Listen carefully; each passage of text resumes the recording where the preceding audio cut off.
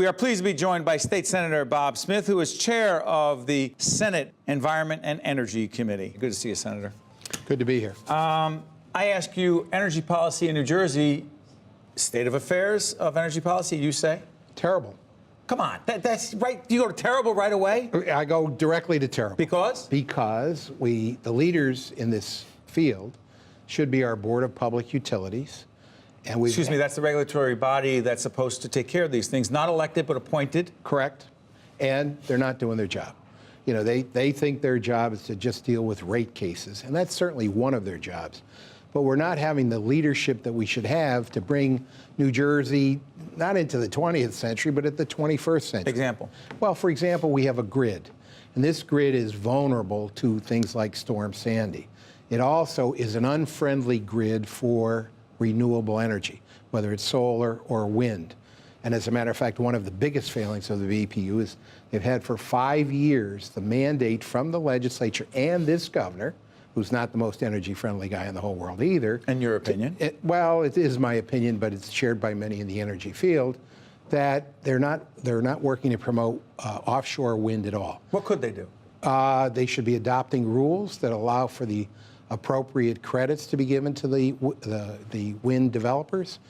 The law was passed more than 5 years ago, and they've been sitting on it. And that's just one example. They're not making the grid friendly to renewables. They should require the utilities to put more storage capability on the grid, and that is something that can be done by order. They should be doing more energy efficiency, and they're not. We should be mandating smart thermostats. We should be adopting policies that increase the energy efficiency in our state. And, you know, as a result of what I think is a failure of leadership, when the President Moroz was up and even Commissioner Fiordaliso, both nice guys, I voted against them in the judiciary. Excuse me for interrupting, Senator. These are members of the Board of Public Utilities. Correct. Let me ask you this. If you were to break it down and say, and this is what it means to the citizens of New Jersey as it relates to energy policy, what does it mean? Higher rates. All right, if we were adopting policies that promoted more solar, remember, the sun is free. Wind is free. We don't have to buy natural gas. We don't have to buy fossil fuels. But the problem is we have a grid that's resistant to renewables. And we also have utilities who, I love them dearly, but they really don't want to see the further expansion of renewables, because that's not the traditional generation that they've been doing.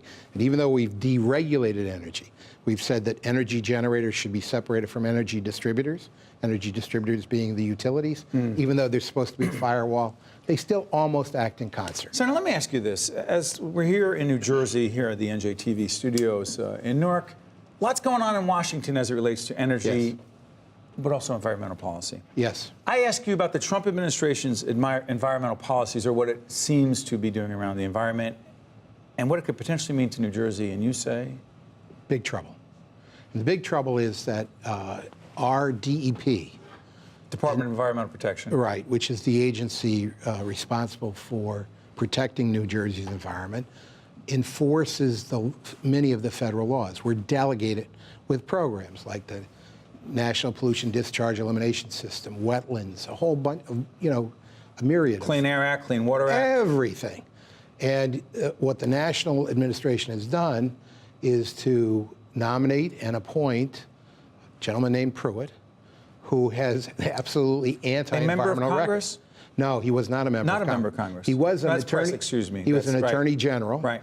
And all of his career as Attorney General was to sue the EPA to stop the enforcement of environmental laws. You're also going to see a budget that does a hit on the Environmental Protection Agency. And that's not good for New Jersey. You know, we're on the East Coast. We get all the air pollution from the western United States. If air pollution laws are not being enforced, we've got a problem. The president just signed an executive order to allow coal pollution in streams. My bet is that the laws that we're supposed to enforce are going to change, and that's not going to be good for the health of New Jersey citizens. When you have air pollution, more asthma, emphysema, bronchitis, higher mortality, morbidity, the effects could be terrible. The state of fossil fuel, you say? Are you open to a discussion? I am open to a discussion. I think that President Obama was right, which is that you should look at the full spectrum of Everything on the table. everything on the table. But there are policies that should be changed. So, for example, we right now have a Federal Energy Regulatory Commission, FERC, Right. who has jurisdiction over all interstate pipelines. There's something like 15 gas pipelines proposed for the state of New Jersey. The argument that's been raised by rate counsel is, do we need them all? And then secondly, you have a huge policy issue which is called co-location.